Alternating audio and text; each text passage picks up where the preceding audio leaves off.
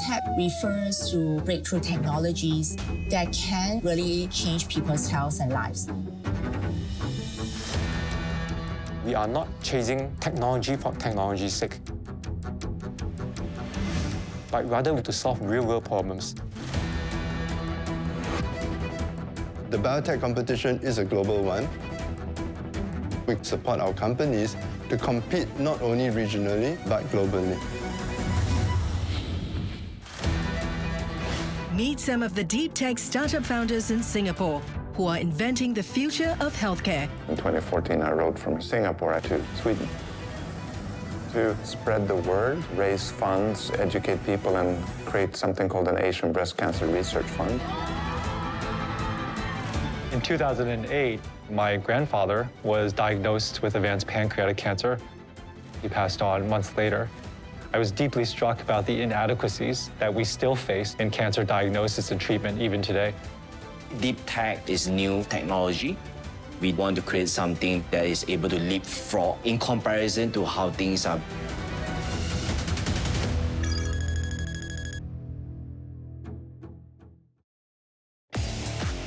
He once rode his bike from Singapore to Sweden to raise awareness for breast cancer.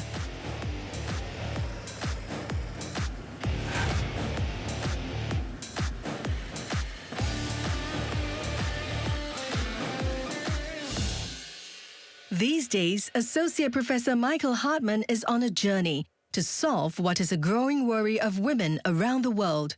Breast cancer is a silent epidemic. In the last 35 years, we've seen a doubling by generations. So a mother's risk is twice that of her mother's, and the daughter's risk is twice that of her mother's. Every day, he breaks the bad news to at least 3 women. On the mammogram, we can see that looks like an early cancer. This is something he hopes to change. Because you came to us early, the likelihood of cure is very high. Despite being the most effective way to detect cancer, the results of a mammogram or breast X-ray are difficult to analyze. What we're asking the radiologist to read is white on white. Most mammography screening use 2 radiologists that are independent of each other. They either both say normal, both say cancer, or if they disagree, a 3rd radiologist comes in. So it's labor-intensive, it's time-consuming. We are now at a position where we can do 1 click. In 2019, he launched FathomX with artificial intelligence expert assistant professor Feng-Meng Lin to develop an AI model to analyze mammogram images. It's called FX Mammo and provides radiologists with a heat map and cancer probability score. So the heat map was developed to help the radiologist understand what area of the mammogram FX Mammo is using to make its score. It's as accurate as a radiologist, so we measure this by something called an area under the curve. So an area under the curve of 1.0 is perfect. A radiologist works at about 0.9. Our tech is about 0.91 to 0.93, so it's at the level of an expert. FX Mammo can be a game changer, but it may never be commercialized because the creators have no experience running a startup. I think we really need to engage a full-time CEO to help us. We do, because the technology without funds is not going to work. It's just a good idea. Jeffrey Liu is no stranger to business. He was even named a young global leader by the World Economic Forum. His latest startup, Engine Biosciences, uses AI and science to speed up the discovery and development of precision medicines for cancer patients. We just finished doing some analysis of the new compounds that came in for the program. I set up Engine Biosciences together with my brother, who's a professor at MIT and a pioneer in synthetic biology, as well as some of his colleagues in the academic world. We were personally touched in our lives by cancer, and we were inspired to take advantage of some of these breakthrough technologies to try to improve drug development and ultimately make a difference for patients. We work at integrating machine learning and biology and medicine. The company is like a car with a twin turbocharged engine. One Turbo, or its proprietary NetMapper platform, uses AI to swiftly identify gene interactions and potential ways to treat cancer. The other, CombiGem, is a gene editing platform that runs hundreds of thousands of experiments to find the most effective treatment options for specific cancer patients. Together, they enable the company to speed up the discovery of new oncology drugs. The most painful reality is that every day there are more patients who need the medicines that we are trying to develop. And they don't have time to wait. We have to move faster as a company and as a field. And I think that the political class... Elsewhere in Singapore, Tan Jieming and his team are also working on a potentially life-saving device. The field testing, we're going to do a series of sizes, which will then swap around on site for different users. Got it. The goal here in Moon Technologies is to deliver personalized care to everyone. We are creating our pair of augmented reality smart glasses. We are working with the public hospitals is to equip the nurses with our glasses so that they are able to actually stream their point of view to the specialist. So the specialist can annotate the medical guidance for the nurses to actually assist or treat the patient. Similarly, we want to emulate the entire experience of that in life-saving for paramedics and the trauma surgeons. Their AR smart eyewear has potential, but it won't be easy to develop. So right now, our processor is communicating to the long-term chip via DP. Then afterwards, we can connect our display towards this board, and the communication from long-term to our display is LVDS. We are creating the hardware, the operating system, and the healthcare applications. So there are three big areas when it comes to product development. So it takes really long to do all this. It could take years before such deep tech innovations impact real lives. Innovation is so pertinent for Singapore because Singapore is just a little red dot. And how do we find relevance to the rest of the world? It's about how we can create positive impact. And in the healthcare sector, innovation can do many things. One, I think in terms of improving patient outcomes. This could be about better treatment, but more importantly, it's about prevention and early diagnosis. Two is about accessibility, not just from a physical point of view, but from a cost point of view. Then finally, how do we use technology innovation to improve the resilience and capacity of our healthcare systems?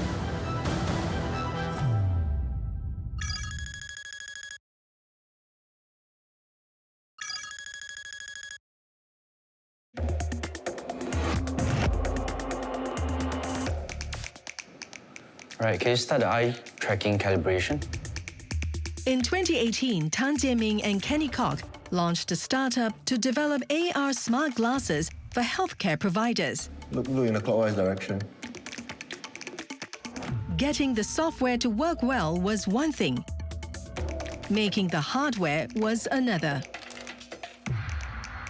Most of the components, modules, they are not even in the market. We have to actually design one by one ourselves. The toughest part is actually on the processor. It took us quite a while to get Qualcomm's attention, for example, and have them agree to actually work with us. But ever since then, they have been hugely supportive of our product. This is our first prototype. We spent 10 grand USD on this. So this is just an engineering validation set that we use to validate on displays that is viewable. This was our first attempt to solve universal fit, to accommodate so many different head shapes or face shapes out there. So one key element here is how we incorporate the elastic headband. Comfort is also one area that's really important here. So this is another prototype whereby we try to make it as small as possible. So this weighs 68 grams. A normal pair of glasses usually weighs around 48 grams.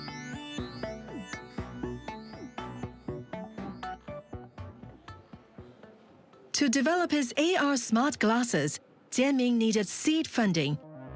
Thankfully, his product had many admirers. We have found Seeds Capital, Elevate, and Movion Technologies who believe in our vision of the product. When we wanted to fundraise, we managed to close everything within 3 to 4 months. On the other hand, these two professors from FathomX found fundraising a big challenge. They had an AI model that could detect breast cancer in mammogram images with speed and precision. But they had zero business experience and couldn't convince investors to part with their money. What kind of market potential are we talking about? Finally, a venture capitalist promised them seed funding, provided they hired someone with business acumen to run the startup.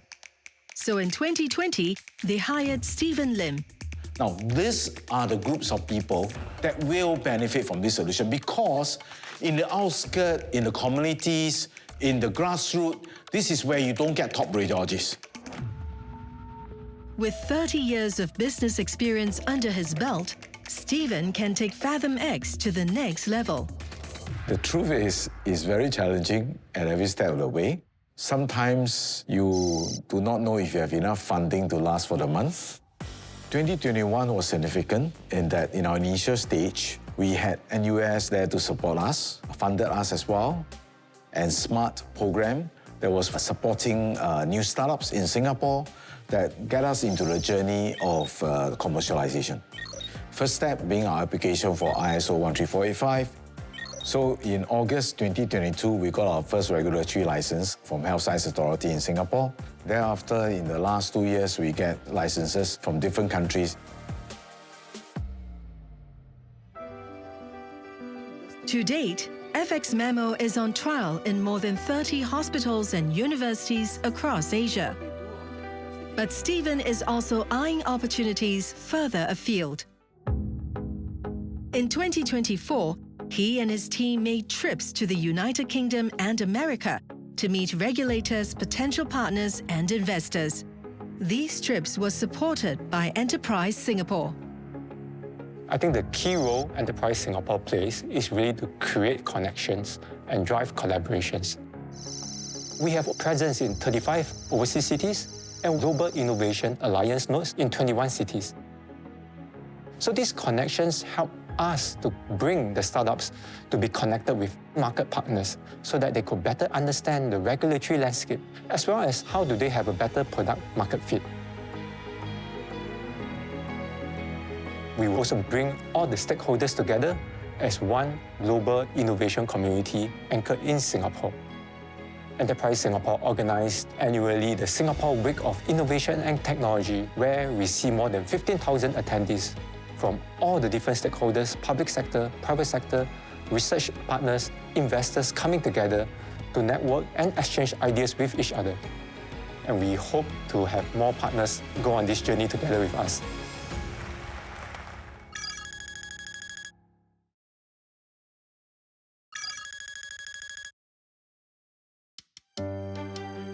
To first-time dad and entrepreneur Jeffrey Liu, growing a startup is like raising a child. Every day is different. There's always going to be surprises. And it also strikes me that the days can sometimes feel long, but as you look back, you can be astounded by how much progress has been made over that period, and you forget some of the pains that happened. But while his 3-month-old baby is somewhat easy to please, Jeffrey's 8-year-old startup is demanding. There's so many factors that come into play when we think about drug discovery, development, regulatory, business development, financing. And for a startup, there are so many things that are actually outside of our control. To keep Engine Biosciences going, he needs millions in investment dollars. Without them, his life-saving cancer medicines may never be developed. It can take up to 10 to 15 years to take a drug from the very beginning all the way to an approval and commercialization. And so that means the business model is not built on near-term revenues. The investors need to have a long-term horizon And investors also need to appreciate the specific technical, scientific, and regulatory aspects of a drug development program.